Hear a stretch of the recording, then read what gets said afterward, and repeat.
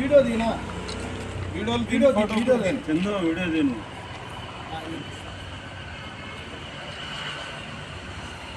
Okay అయ్యా ఓకేనా.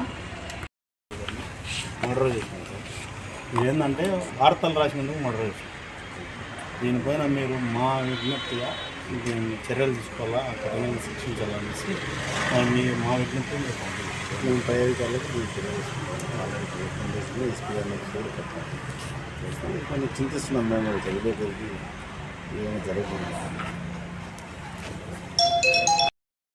ఈరోజు చిత్తూరు జిల్లా వీకోటలో ఏబిఎన్ ఆంధ్రజ్యోతి రిపోర్టర్ జగన్మోహన్ రెడ్డిని కొంతమంది స్మగ్లర్లు, శ్రీగంధం సప్లై చేసే స్మగ్లర్లు దారుణంగా నరికి చంపినారు. ఈయన చేసిన పాపం ఏంటంటే వాళ్ళకు వ్యతిరేకంగా వార్తలు రాయడమే. వార్తలు రాసిన జర్నలిస్టులను చంపుకుంటూ పోతే ఇంకా అసలు ప్రజాస్వామ్యంలో వెలుగెత్తి చాటే నిజం ఏది బతకదు, దాగదు. దయచేసి ఇట్లాంటి స్మగ్లర్లను, మీడియాను బెదిరించే వాళ్ళను, వీళ్ళను ప్రభుత్వం కఠినంగా శిక్షించాల. ఎందుకంటే రేపు ప్రజలకు సత్యం తెలియాలన్నా, ప్రభుత్వం సత్యం తెలియాలన్నా వారధులు మీడియానే. మీడియాను గొంతు నొక్కి ఏం చేయాలన్నా సాధ్యం కాదు. ఒక మీడియాలో రకరకాలుగా సత్యాన్ని వెలుగు ఎత్తి చాటే వాళ్ళు ఉంటారు. ఈ సత్యాలను దాచల్లా, దౌర్జన్యం చేయాలంటే సాధ్యం కాదు. ఇటువంటి వారిని కఠినంగా శిక్షించాలని, దుండగులపైన కఠినమైన చర్యలు తీసుకోవాలని కోరుతాం.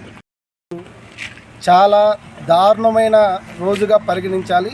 ఎందుకంటే ప్రజాస్వామ్యానికి నాలుగో స్తంభంగా ఉన్న జర్నలిస్టుల పట్ల ఒక రౌడీ సీటర్, ఇసుక మాఫియాదారుడు, ఎర్రచంద్రం వాళ్ళతో అక్రమ వ్యాపారాలు కొనసాగిస్తున్న వారితో సంబంధాలు పెట్టుకొని ఉదయం తోటి జర్నలిస్టులో వాకింగ్ చేస్తున్న జగన్మోహన్ రెడ్డిని రౌడీ సీటర్ మరొకరి ప్రమేయంతో అత్యంత దారుణంగా నరికివేయడం సమాజం పట్ల ఏమాత్రం కనికరం లేకోకుండా ఒక వెనకాల రాజకీయ నాయకుల ప్రమేయమా, ఎవరు ఏమనేది తెలుసుకోవాల్సి ఉంటుంది.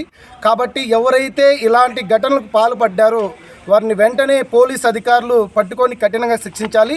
కేంద్ర రాష్ట్ర ప్రభుత్వాలు కూడా ఈరోజు జగన్మోహన్ రెడ్డితో కాదు, కేంద్ర రాష్ట్ర ప్రభుత్వాలు ఏ జర్నలిస్టు పైనైనా దాడికి పాల్పడితే వారి పట్ల, ఎవరైతే దాడికి పాల్పడినారో వాళ్ళ పట్ల కఠినంగా శిక్షించే విధంగా కేంద్ర రాష్ట్ర ప్రభుత్వాలు చట్టాలు తీసుకురావాలి.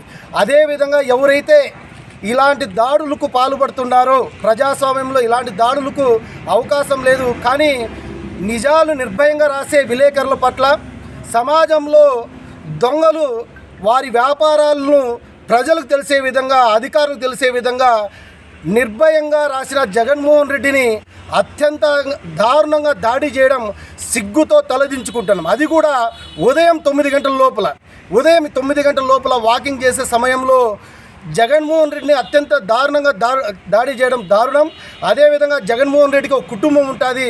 మరి ఆ కుటుంబం పరిస్థితి ఏమనేది కేంద్ర రాష్ట్ర ప్రభుత్వాలు ఆలోచన చేసి తక్షణమే ఎవరైతే ఈ తమీం అనే రౌడీ సీటర్ ఉన్నాడో, గతంలో ఇతనిపైన చాలా కేసులు ఉన్నాయి, వాంతో పాటు మరొక వ్యక్తి ఎవరైతే ఈయనకి సహాయంగా వచ్చింటారో ఆ వ్యక్తిని, ఇద్దరిని తక్షణం అరెస్ట్ చేసి వారిని కఠినంగా శిక్షించాలి.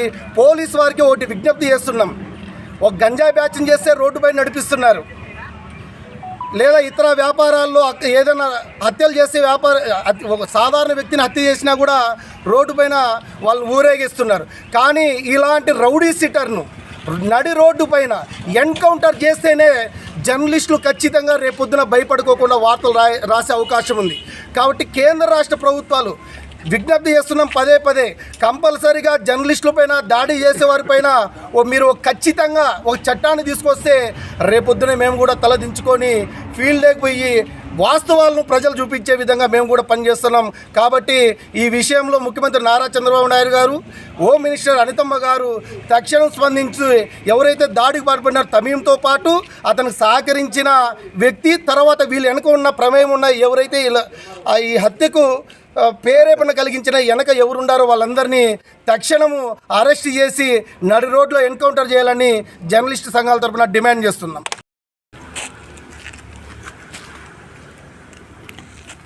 ఫోటో తీసుకోండి.